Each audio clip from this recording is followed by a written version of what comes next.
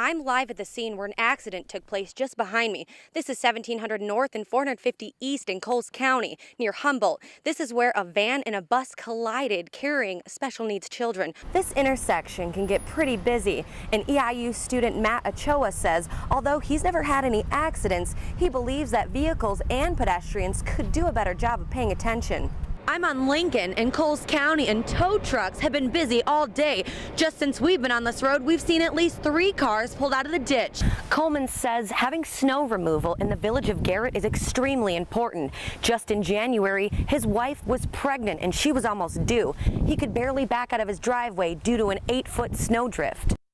Good evening, Maggie, Savannah. This intersection where Lerner Road meets Old State Road is used to seeing heavy traffic. Just 2 days ago, 2 cars collided. Renee Fuller, who lives on the corner of this intersection, says that accident is just one of many. These road closure signs behind me are posted to warn oncoming drivers of the blockade. But what about the residents who live inside the blockade?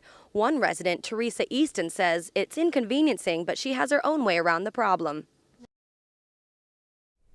The call came in just after 3 Sunday afternoon when a woman was hit crossing the intersection of Grant and 4th Street on the campus of Eastern Illinois University.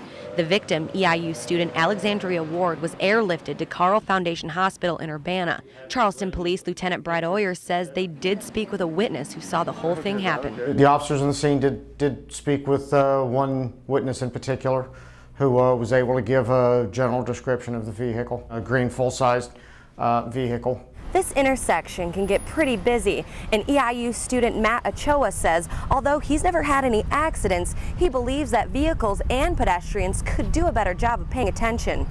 You have to really watch it with cars because they don't always stop. They don't always see you walking across the sidewalk, so they'll be going and they'll have to stop in the middle because they'll just see you at the last second. But then it's also the kids fall too because they're texting on their phones or talking on the phone, not paying attention. So it's like both ways. They both just need to be alert. Another EIU student, Daniel Chisholm, says he uses the campus crosswalks on a regular basis. He says he generally feels safe, but there are some close calls. Sometimes I cross, sometimes cars like to cut a little close, stop before I, actually get in front of their vehicle or whatever, and kind of made me feel a little iffy. Oyer says everyone is capable of preventing something like this from happening again. We encourage everybody to be aware of your surroundings and the traffic so nobody gets hurt.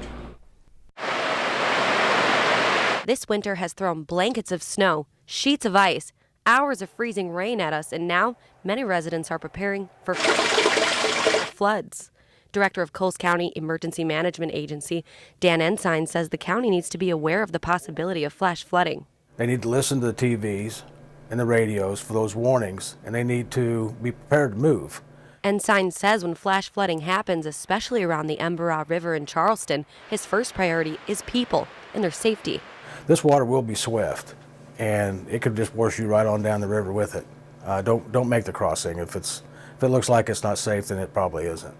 Right now, I'm standing on a completely frozen ground, and that might be a problem. Tomorrow, we're supposed to get a lot of rain. Mix that with snow melt and runoff. That can be a huge concern for flooding, especially residents living near rivers, banks, or streams. The river's going to rise, and it's going to cause them to have issues with water flooding into their residences. While the county is preparing, Matt Toon, Director of Public Works Dean Barber, says he's thankful for a few pleasant days outside, so his crews could get started on the problem early.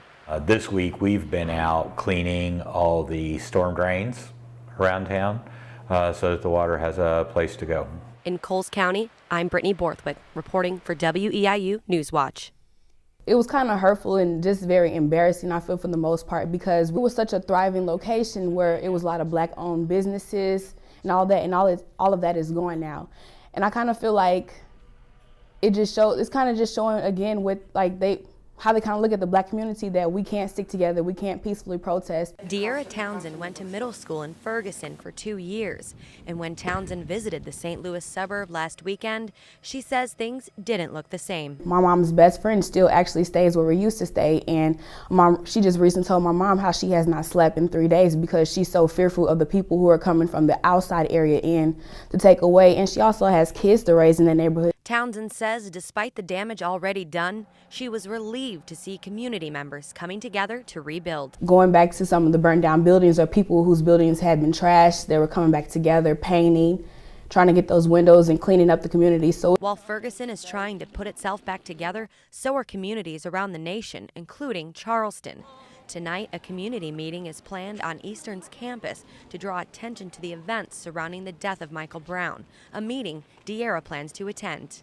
Like De'Ara, members of the Eastern Illinois University Black Student Union are hoping several students will pack the place with De'Ara and all share their voices on what's going on in Ferguson. For the auditorium to be filled to capacity, and I feel like we're even going to have some people probably standing in the back. Vice President of Eastern's Black Student Union, Kendall Fields, says the movement forum isn't just about Ferguson.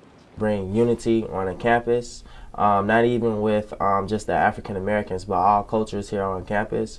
Just show more of the peaceful protest that you can have a voice outside of the violence.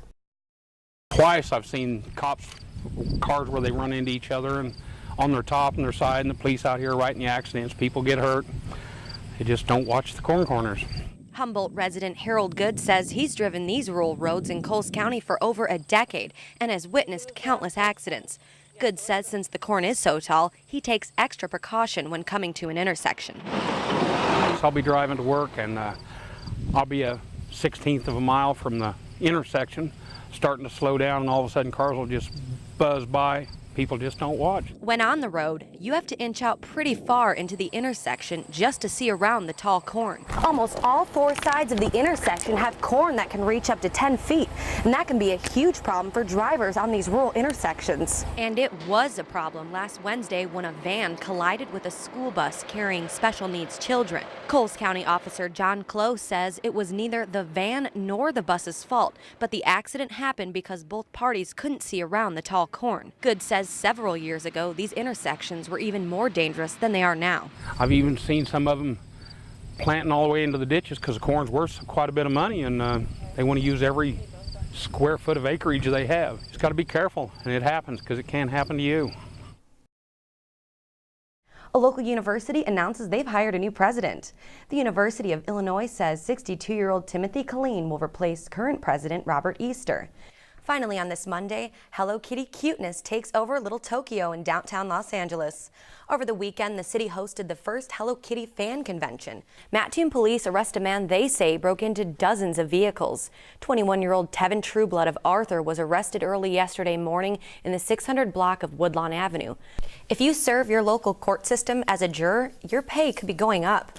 Officials say a proposed bill would increase juror pay to $25 on the first day and $50 for each following day. A Texas company wants input from local residents while they plan a 750-mile transmission line. It's that time of year again, coughing, sore throat, the sniffles, it's flu season. I spent the day talking with Coles County health officials, and they say this year, Illinois residents are dealing with a different strain of influenza, one that may make the flu shot less effective.